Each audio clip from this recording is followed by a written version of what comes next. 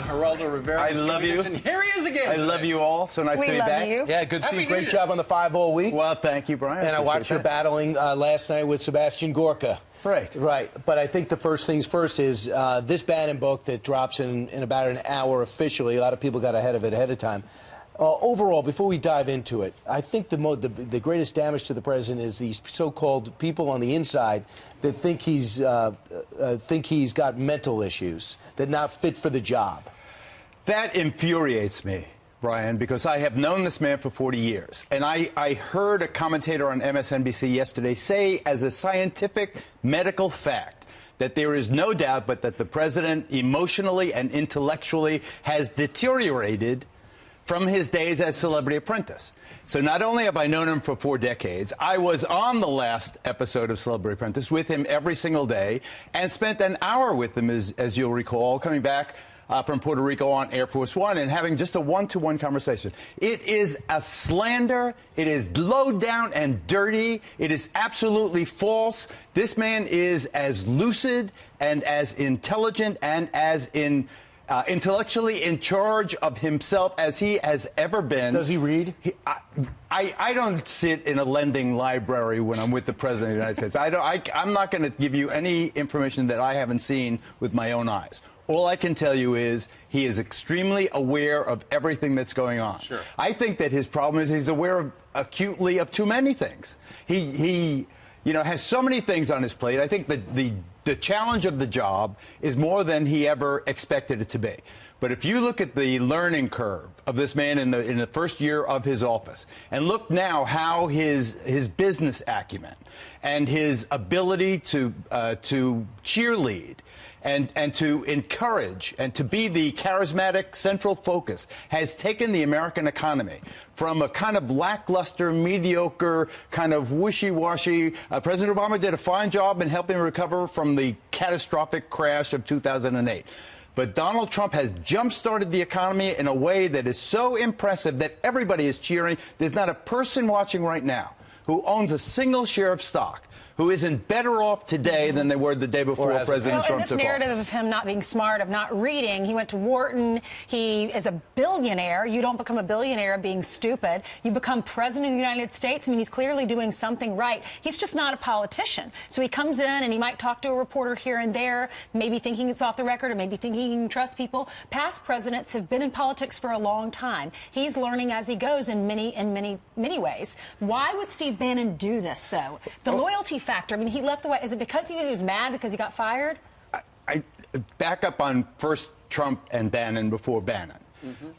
I think that the president's inexperience may have been one of the reasons he allowed Steve Bannon to become so intimately connected to him ideologically and politically and philosophically in that golden period where Bannon, a Navy veteran, he has a certain swagger to him. He has a kind of a simplistic view of the world where he's very good on messaging. Wall Street movie background. Why did the president so embrace him in such an intimate way, only to reject him after a relatively short time? Bannon wasn't there all that long. Right. So I think that was perhaps an error in judgment to make Bannon such an intimate, because Bannon then is the one who opens up. If you look at the Wolf book, it's really a Bannon book. I mean, Bannon's the one that lets Wolf slouch on the couch. He's the one that allows him to become the fly on the wall. He picked up the phone and told people to cooperate with Michael Wolff. And that I think is unfortunate, because I think Bannon and Wolf had a deal that it was going to be a Bannon book, not a Trump book, right from the get-go. Well, I tell you what, Geraldo, we had Sarah Huckabee Sanders on with us about 40 minutes ago, and here's what she had to say about Steve Bannon and his relationship with reporters. He spent a lot of time with reporters. I think he spent a lot more time with reporters than he ever did with the president. And I think that's very telling. One of the most important things that you can do when you're working in any capacity, but especially in politics, is to be loyal. And I think we've seen a side that is frankly very, very disappointing and something that I hope we don't have to deal with again. You know, one of the things about this particular book that came out and the disloyalty, the betrayal that Steve Bannon showed was so many people said, well, Donald Trump's brain was Steve Bannon. You've known Donald Trump decades before Steve Bannon came along, he was never his brain. Donald Trump's brain is Donald Trump's brain. It's not Karl Rove and George W. Bush at all. It's not that kind of situation. But I want to say something very specifically about Steve Bannon. Steve Bannon suggests that the meeting that Don Jr. and the others had with the Russians in Trump Tower the summer of 2016 was a treasonous act. I submit that what Bannon did in saying that Don Jr. took those commies upstairs to meet his father, you could take that to the bank, you can bet on it. What Bannon did in suggesting that the president did meet with those Russians in Trump Tower was indeed, and very specifically, an act of treason. Bannon stabbed President Trump in the back by making that suggestion. There is no investigative reporter, whether for the Washington Post, the New York Times, you name the Trump-hating news organization, no one he wasn't in the building. Has in any way suggested that President Trump had anything to do with the Russians that Don Jr., in his naivete and in his inexperience, convened the meeting with in Trump Tower. I'll add a couple of things to that. He was not in the building at the time, number one. And number two is Steve Bannon was not hired at the time. And it's all conjecture on his part, which you would expect from, I don't know, David Kuhn or someone on the left who has an assumption about the president that's predominantly negative. But this is what I ask you. What's the motivation? Is it pure ego? He's not a dumb guy. Wall Street, movies, multimillionaire, Harvard, military background, Ivy League grad, not dumb. So what is he up to? I've seen it in show business with agents, Brian, where the agent is helping shepherd the career of a central person, and I got you in the movies, and now you're here, and the agent seems to take on the personality of the principal. The agent feels himself or herself the center of the universe. I truly believe that Steve Bannon saw himself as the Machiavellian character. He was the puppet master. He was going to really be the Trump presidency. It wasn't going to be about Donald Trump, the self-made billionaire. It was going to be about Steve Bannon, the scrappy outsider, the guy who took over the Breitbart website and now is going to make a brave new world. I think that it was all about ego. And I don't think there's corruption. I don't think that Bannon is getting a piece of Michael Wolff's book or anything like that. I think this was purely ego-driven, and it was just like a barroom braggart. Right. Once you go down that road, you've got to you got to top that. You got to top that brag. You got to.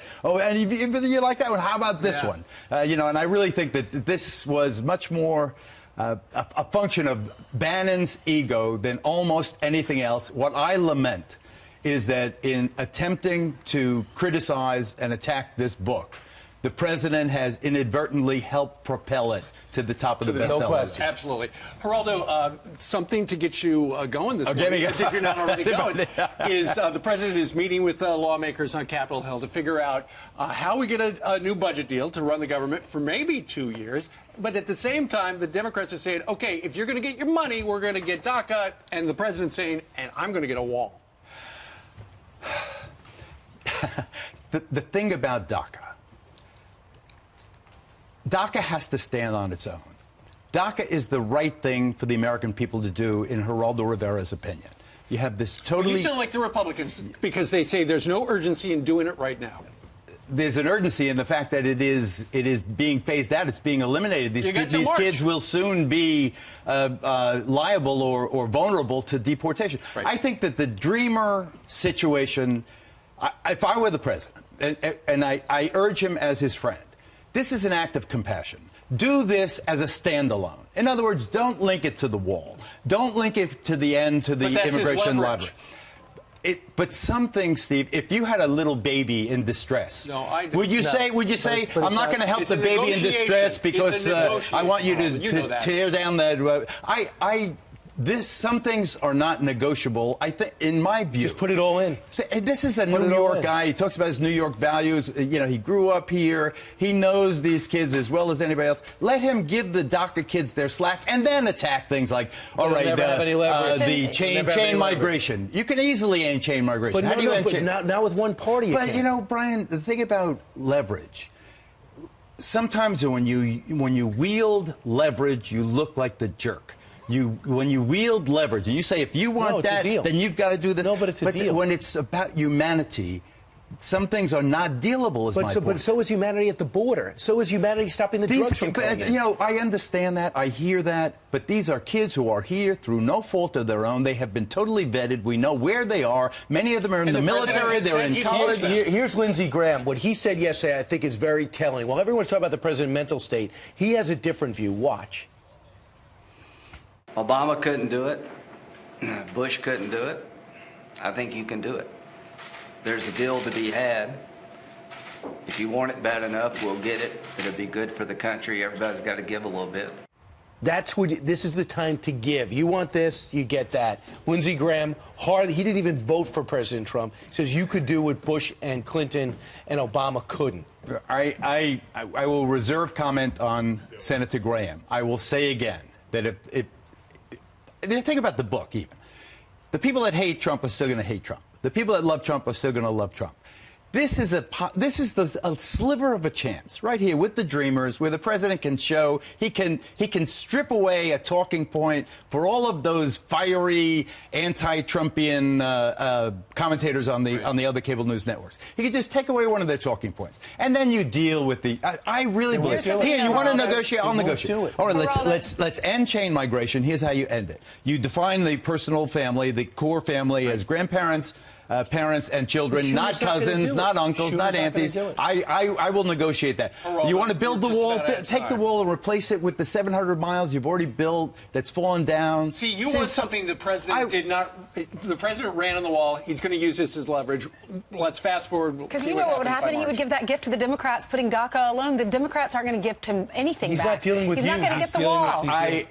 Without the leverage, he won't get the wall, Geraldo. I think that sometimes you take a chance when the worst thing you can do is something compassionate and nice for people. Let's see what happens. All right.